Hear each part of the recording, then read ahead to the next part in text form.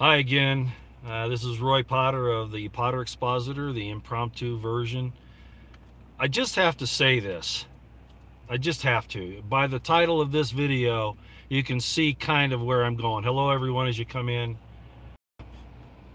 In the military, I dealt with a lot of folks from other countries, a lot of military, a lot of people from other countries. And if you understand the history of the French, especially in the last 100 years or so, I don't really want to disparage their history. But what I want to say is this.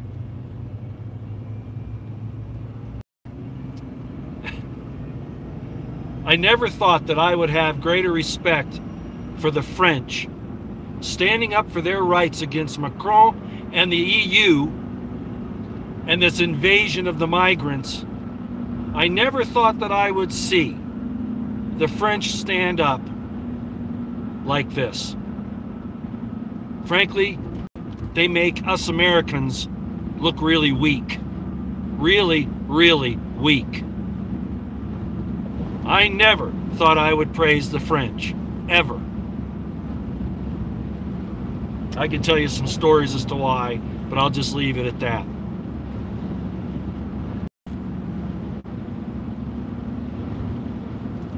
If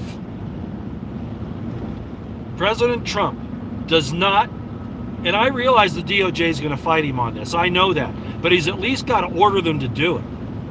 If he does not tell the DOJ to take immediate action against the states of New York and California and Illinois and Virginia. Now, Virginia didn't pass the birth abortion. They didn't do that.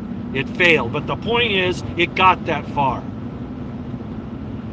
If President Trump does not take action against those states, order the DOJ to go in there and protect the people's rights there, especially those of the unborn, the innocent, enforcing our First and Second Amendment rights, because those same states are trying to attack our First and Second Amendments.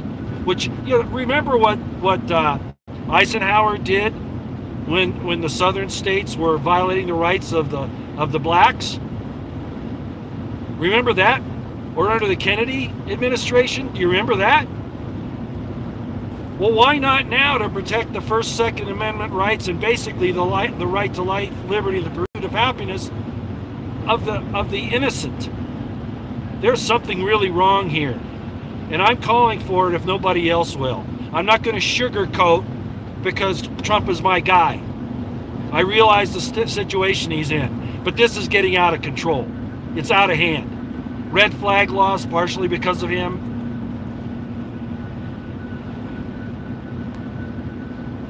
Restrictions on magazines, this whole bump stock ridiculous thing because of Las Vegas. You know why they went after the bump stocks? Because the bump stocks weren't involved. If you looked, even if they were there in the room, the fact of the matter is that was automatic weapons fire, and everybody who's actually looked into it knows that. Not bump stock fire.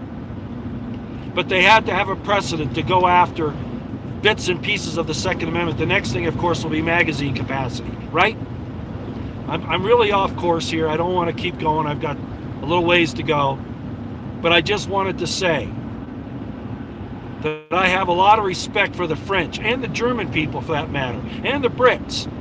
People that I never thought I would have as much respect for as I do today. Their governments are corrupt as hell, but the people are standing up. And they're doing it pretty much non-violently. I mean, you have provocateurs in there. Probably most of them are either criminals that are infiltrating the group, or they're provocateurs infiltrated into the government by the government, just like we've seen in other cases in our country. Our governments are evil, and nobody's holding these people accountable. So, President Trump, even if they refuse your order, you as a man of integrity and honor, and supposedly, right, a man of God, maybe, huh? You need to take action against those states. Order your DOJ to do it even if they fail to comply. Show your mettle. Show who you are. Don't just talk rhetoric. Don't be afraid of Roe versus Wade. We're talking about the lives of the innocents that you fired rockets in Syria supposedly to protect. Well, this is in your own backyard Mr. President. This is in your own people. You got to do something. You got to do something. I'm out for now. Thanks for listening.